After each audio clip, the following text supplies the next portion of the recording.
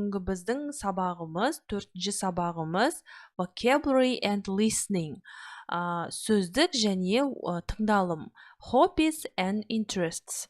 Хоббилер және қызығушылықтар. I can understand people talking about their hobbies and interests. Мен адамдардың айтылған өздерінің хоббиі мен және де қызығушылықтарын түсіндіріп бере алам дейді. Енді мынау бүгінгі біздің өтетін тақырыбымыз өте қызықты болайын деп тұр. Бірінші тапсырмаға назар аударайық. Алдымен біз осы берілген кестенің ішіндегі жаңа сөздерді қарастырамыз. Аударымымен көріп аламыз, түсінікті болу үшін. Hip-hop, actor, актер, guitar, гитара, laptop, notebook, group, топ, player, ойыншы, team, команда, email, пошта, mouse, тышқан. Тышқан бұл жерде жануарды емес, кәдімгі өзіміздің қолданып жүрген компьютер немесе ноутбугының тышқанын айтып тұр, Окей, келесі film, swimming, жүзу, website, классикалық, program, бағдарлама. Енді жаңа сөздерді аудармасын қарап біліп көріп алдық. Енді мына кестеде hobbies and interests деген тақырыпқа 4 бөлікке бөлген екен. Осы 4 бөліктегі әрқайсысы жаңағы мынау жоғарыдағы айтып кеткен мынау сөздерді қойып соған әрқайсысына жазады екенбіз. Енді the first sport. Спортта бұл жерде бізде қайсы кіреді? Player, team, swimming, music, музыкаға, hip-hop, guitar, group, classical. Келесі computers, компьютерлерге, laptop, email, mouse, website. Сосын соңғысы TV and cinema дегенге теледидар және кинотеатр, яғни program, actor and film. Осылар мінекей осылай жазады екенбіз, осылар кіреді. Next, exercise number 2. Екінші тапсырмада бұл жерде бірінші тапсырмаға қарап жаңа сөздерді қолданып біз мынау берілген дефиниция дейді, жұмбақ ретінде берілген екен, соны біз бір сөзбен мына жоғарыдағы сөзді жазуымыз керек екен тауып. Бірақ бізде қарап тұрсаңыздар байқап, бұл жерде кейбір сөздерді белгісіз болуы мүмкін сіздерге. Оны мен аудармасымен жазып қойдым. Exercise number 2, page number 12. Бұл яғни Students Book'тан драма, матч дегеніміз матч, оны білесіздер. Драма, драма сөзі бұл жерде ешжерде жазылмаған. Драма деген даблшы, яғни барабаншы, осы барабанды соғатын адамды айтады. Ары қарай science fiction дегеніміз ол фантастика. Director, директор, басшы, singer, әнші, webcam, бұл жерде қысқартыла жазылған, webcamera, және де skiing, бұл жерде skiing, яғни қыстағы шаңғы тебу, соны айтып жатыр, Окей, the first, бірінші, 2 words for people in a pop group. Drama, singer, жақшаның ішінде music болады. Ары қарай, the second, a popular sport in winter, skiing, sport. Келесі, Steven Spielberg is a famous one, director, TV and cinema. Яғни мына жерде берілген сөздердің жалпы қандай салаға кіреді, соны жазып қойған екенбіз, Келесі, 4, a camera you use with a computer to show a video on the internet. Webcam, яғни компьютерға кіреді. Computers. Енді соңғысы a game for two people or a team. Яғни матч болады. Оған біз яғни спорт, матч деген спортқа кіреді. Сондықтан мінекей жақшаның ішіне мен спорт деп жаздым. Окей, енді әрқайсының аудармасы енді түсінікті болған шығар деп ойлаймын, өте оңай ғой. Екі сөздегі жаңағы адамдардың поп группадағы екі сөзбен айтылады дейді. Яғни дабылшы драма. Екінші a popular sport in winter, яғни қыс мезгіліндегі атақты популярный спорттың бірі, ол skiing.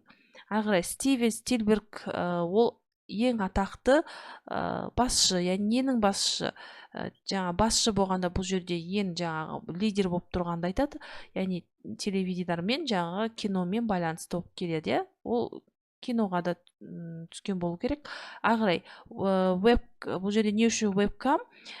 Camera you use with a computer to show. Бұл жерде яғни камера, сен компьютерде қолданатын камера, интернет арқылы видеоны түсіру үшін, көрсету үшін дейді. Яғни бұл жерде веб-камера дейміз біз. Яғни бұл компьютерға, общий компьютерға кіріп кетеді. Ағырай, яғни бұл жерде екінші, бесінші екі адамға арналған ойын, немесе екі адамға немесе топ командаға арналған ойын. Яғни бұл спорттың түріне кіреді, оны матч дейміз. Мінекей. Окей.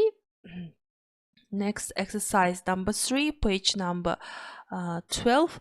Think about or things for 1-6 деп қойған.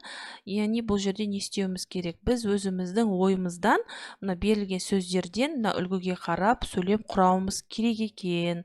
Бірінші, мысалға a hip hop artist.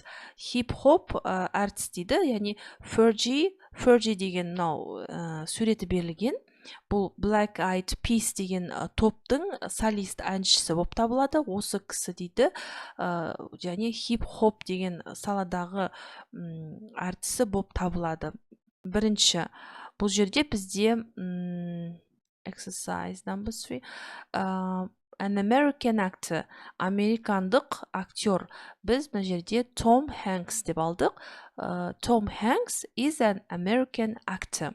Екінші, a popular TV program, теледидардағы атақты популярный бағдарлама деген сөз. Яғни X-Factor деп алсақ та болады, немесе X-Factor деген мысалы көптеген бағдарламалардың түрі бар, атақты соларды қойып жазсаңыздар болады. Is a popular TV program.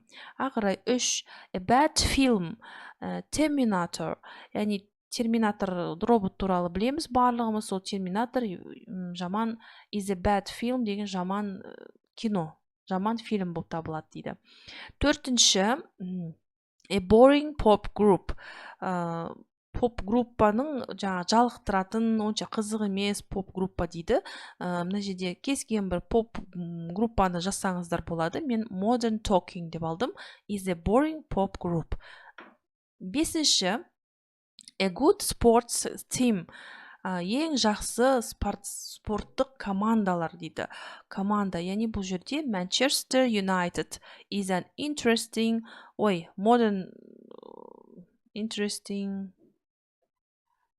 website. Мына жерде шатасып кеткеме. Енді қараңыздар, Manchester United is a good team. Yes. Manchester United all good sports team.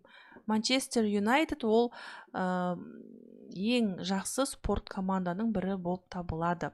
Алтыншы, an interesting website, яғни бұл жерде қызықты веб-сайт, интернеттің ішіндегі. Білімленд алдым. Is an interesting website. Бұл жерде кез келген бір веб-сайтты білетін шығарсыздар, соны жазсаңыздар болады. Okay, we'll continue exercise number 4, page number 12. Yes. Төртінші тапсырма, бұл жерде не істеуіміз керек? Тыңдалым берілген аудио, соны тыңдап болған соң бұл жердегі тыңдалыммен сәйкестендіріп жауабын табуымыз керек. Бұл жерде не берген? Which questions does Rob ask Naomi? Роб Наомиге қай сұрақтарын қойды? Мына жердегін біз мұқият тыңдап, сосын түртіп алып қоюымыз керек. Бірінші тыңдап болған соң, сосын барып жауабын сіздер жазасыздар. Бұл жердегі жауабы Роб Наомиға үшінші when's your birthday? Туылған күнің қашан? Төртінші who are your favorite actors? Сіздің сүйікті актерлеріңіз кім?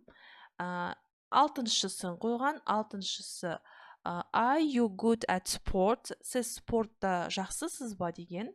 Сегізінші who's your favorite sports star? Сіздің сүйікті спорт жұлдызыңыз кім деп сұрап тұр. Және де тоғызды қойған. What computer games have you got? Сіз қандай компьютерлік ойындарыңыз сізде бар дейді. Соңғы 10-шы сұрақты да қойған, мұқият болсаңыздар. Have you got a pet? Сізде үй жануары бар ма? Деп сұрап тұр. Бұны соңында осы сұрақты Роб Наомиге қояды. Окей, next. Exercise number 5. Бұл жерде де жаңағы дәл тыңдалыммен де жұмыс жасау керек. Дәл сол тыңдалым. Бірақ бұл жерде енді бізде рас өтірігін жазуымыз керек.